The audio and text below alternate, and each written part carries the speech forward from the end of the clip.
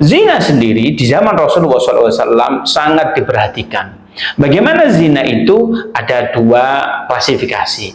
Yang pertama, zinanya orang uzab, zinanya orang yang jomblo.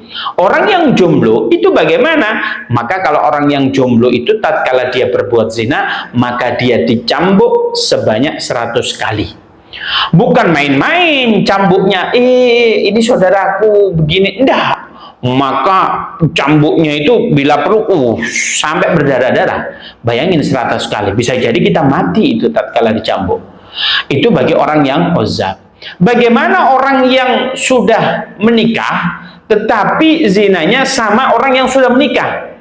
Ini kan lagi tren ini ya, nggak tahu kenapa ini orang kok suka pacaran sama istri orang lain. Ini orang semacam ini lebih setan daripada setan ini. Kenapa? Setan itu nggak ada yang nggak ada berita yang mengabarkan ada setan yang membawa kabur istri tetangganya begitu. Nggak ada itu setan. Tapi manusia banyak. Nah, orang semacam ini dia berzina, dia sudah nikah, maka hukumannya beda. Pendapat yang pertama bahwasanya hukumannya ada satu. Pendapat yang kedua hukumannya ada dua.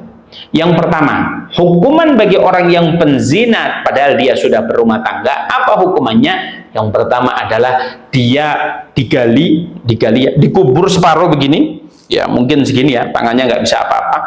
Habis itu dilemparin batu. Tidak boleh itu batu yang gede langsung dilempar, bres, dia mati, nggak boleh.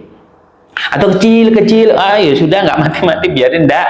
Tapi batu yang sekiranya sekali lempar dia sudah bonyok sekali, boleh. Tapi dia enggak mati. Bagaimana? Dia agar supaya merasakan darahnya mengalir, agar supaya dia merasakan tatkala darah mengalir sama dengan dia spermanya yang mengalir di tubuh lawan jenisnya itu tadi. Naudzubillah.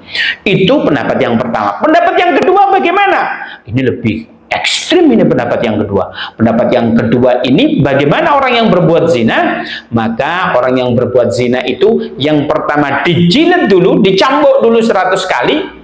Ini jangan-jangan sebelum melakukan eksekusi hukuman yang pertama dia udah mati ini karena dicambuk 100 kali.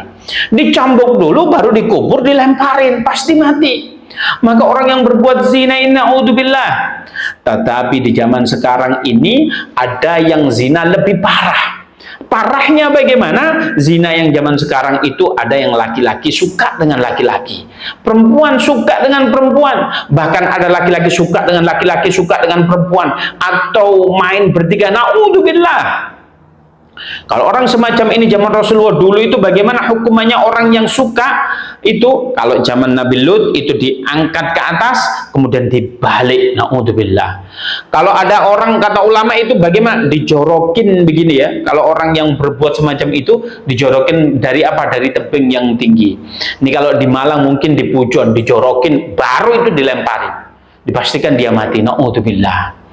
Maka zina ini luar biasa, dan zina ini efeknya luar biasa. Zina itu tatkala seandainya ada laki-laki dengan seorang perempuan, dia berbuat zina, kemudian wanitanya hamil, kemudian dia melahirkan, maka anaknya ini tidak memiliki wali seorang laki-laki. Bagaimana dia bin siapa? Kata ulama, seandainya dia melakukannya itu pakai kardus begitu, laki-laki dengan perempuannya itu, maka dia sama dengan apa? Bin kardus. Nggak keren sekali anaknya bin kardus begitu ya. Bagaimana nanti tatkala anaknya itu perempuan, kemudian dia menikah, walinya tidak boleh bapak biologisnya, tapi apa? Wali hakim. Itu pukulan keras. Bayangkan ada seorang wanita ingin menikah, seolah-olah ini bapaknya sudah hijrah, bapaknya sudah bagus, bapaknya sudah ideal, tapi tatkala menikahkan walinya bukan bapaknya. Ditanya kenapa bapak nggak mau menikahkan aku? Karena kalau dia dijawab aku dulu menghasilkan engkau dari berbuat zina. Bayangkan anak semacam itu hancurnya dia. Anaknya nggak ikut apa-apa, bapak ibunya yang berbuat semacam itu, bagaimana itu perasaan anaknya? Masya Allah, naudzubillah. Maka zina itu tidak boleh begitu. Yang pertama, tidak boleh menjadi walinya. Yang kedua, tidak memiliki hak waris. Taruhlah setelah kita berzina, kemudian dia nikah, yang anak pertama ini hasil zina, anak kedua hasil pernikahan, ketiga hasil pernikahan, keempat dan seterusnya hasil pernikahan, anak pertama tidak mendapatkan warisan, anak yang 2, 3, 4 seterusnya mendapatkan warisan. Bagaimana hancurnya anak ini? Maka ini luar biasa, dahsyatnya luar biasa. Bahkan ulama mengatakan, tatkala saya membaca bab tentang zina itu dikatakan az-zina dainun wa qada'u ahlahu. Zina itu utang. Siapa yang wajib membayar? Yaitu keluarganya. Naudzubillah. Kita berbuat zina, anak kita nggak tahu apa-apa itu. Tiba-tiba anak kita yang menanggungnya. Naudzubillah. Oleh karena itu, ayo kita berbuat zina dengan cara apa?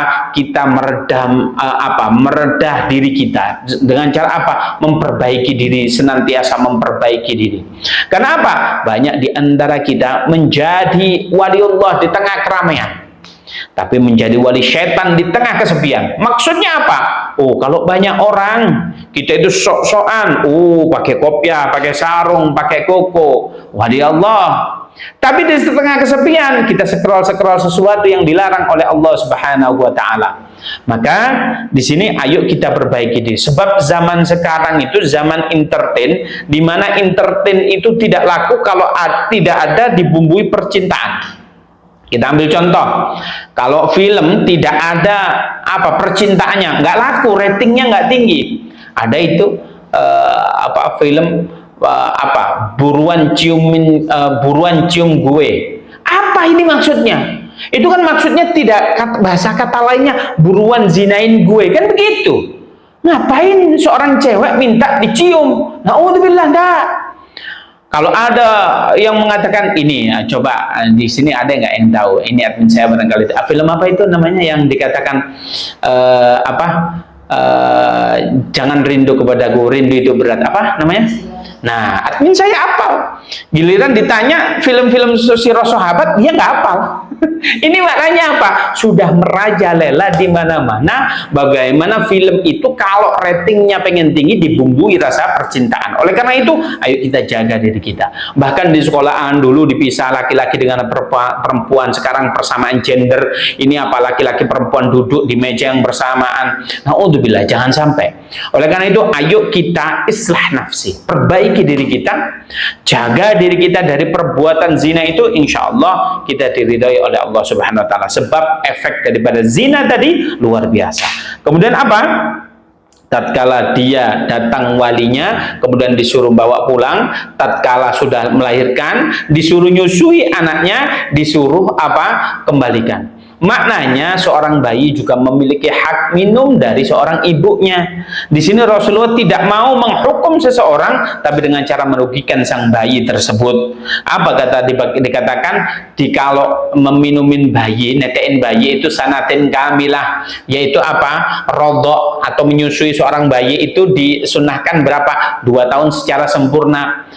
Ada penelitian, kalau ada orang nyusuin anaknya di bawah 2 tahun, maka anaknya dewasanya kurang. Tapi kalau lebih daripada 2 tahun, maka dia kalau bahasa Jawa mbok-mboken, itu? Dia manja begitu ke ibunya. Kalau orang Medan mengatakan menggek sama mamanya begitu. Nah, jangan sampai. Oleh karena itu, ayo pesan yang pertama di sini, tutup aib kita, tutup aib saudara kita. Yang kedua, jauhkan diri kita dari perbuatan zina. Kalau ada sesuatu yang menjadikan zina itu dekat dengan kita, nonton film kok filmnya begitu, tinggalkan. Ada komunitas kok sukanya wanita dengan laki-laki itu sukanya malah nempel-nempel, tinggalkan. Kalau suka ada wanita jauhi hal semacam itu sehingga kita terhindar dari perbuatan zina tersebut. Kemudian fa'ala fa'amra biha Nabi sallallahu alaihi wasallam fashuddat 'alaiha thiyabuha thumma amara biha farujimat. Kemudian tatkala itu baginda Nabi sudah menyuruh pulang, kemudian tatkala 2 tahun dia sudah balik lagi, apa yang terjadi? Kemudian fasyuddat, Rasulullah itu melingkis bajunya. Kemudian dia itu yang pertama farujimat, kemudian dia dicambuk. dirajam, mohon maaf, kemudian dia dirajam, farujimat, maknanya dia ini mungkin sudah bersuami, karena dirajam. Berarti apa? Dikubur segini, dirajam. Summa shalla 'alaiha. Ada kemudian tatkala dia sudah mati, kemudian apa yang terjadi? Tatkala dia sudah mati, kemudian Rasulullah Shallallahu Alaihi Wasallam menyolatinya. Ini pemandangan yang aneh. Ada wanita berbuat zina tatkala dia mati, tapi Rasulullah mau menyolatinya. Biasanya Rasulullah, ada orang mati, dia punya hutang, Rasulullah nggak mau menyolatinya. Ada orang yang mati dalam hidupnya itu dia masyhurun annahu muzni, dia itu berbuat zina, maka Rasulullah tidak mau menyolatinya. Fafa'amala bihan Nabi. Kemudian apa? Faqala lahu Umar. Lah, kemudian Sayyidina Umar bertanya, "Tusalli 'alaiha ya Rasulullah wa qad zanat?" Ya Rasulullah, bagaimana engkau itu menyolati orang yang sudah berbuat zina? Nah ini loh, seorang murid juga boleh bertanya kepada gurunya, tapi dengan cara adabnya yang bagus. Tetapi kalau ada permasalahan, jangan segan nama guru, karena Anda tidak paham. Kalau Anda tidak paham, tanyakan sehingga apa? Kalau Anda sudah bertanya, maka mendapatkan jawaban daripada guru tersebut, maka Anda tidak ada iskal, tidak ada keraguan di dalamnya.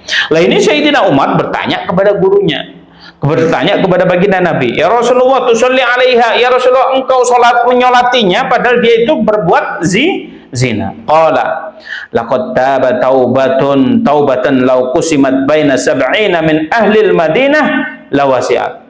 Lah kan dia sudah bertobat. Maknanya orang yang sudah bertobat kepada Allah Subhanahu wa taala, maka dia itu dihitung nol oleh Allah Subhanahu wa taala. Jangan mengutuk orang yang sudah bertobat, kemudian dia mengatakan diungkit-ungkit dosa yang dulu, jangan. Karena apa? Dia itu sudah nol di hadapan Allah Subhanahu wa taala. Kalau orang muslim dia berbuat salah, kemudian dia bertobat, nol di hadapan Allah. Kalau orang kafir dia bersyahadat, maka nol di hadapan Allah. Maka jangan sekali-kali Anda meremehkan satu, yang pertama orang kafir yang masuk Islam, dia itu nol, lebih mulia daripada kita, dosanya nol, amalnya juga nol. Kemudian apa? Kalau ada orang berbuat salah dulu, mungkin yushrabul khamar, yuzni, kemudian dia berbuat zina, maka kalau dia sudah bertobat, maka ingat dia lebih mulia daripada kita.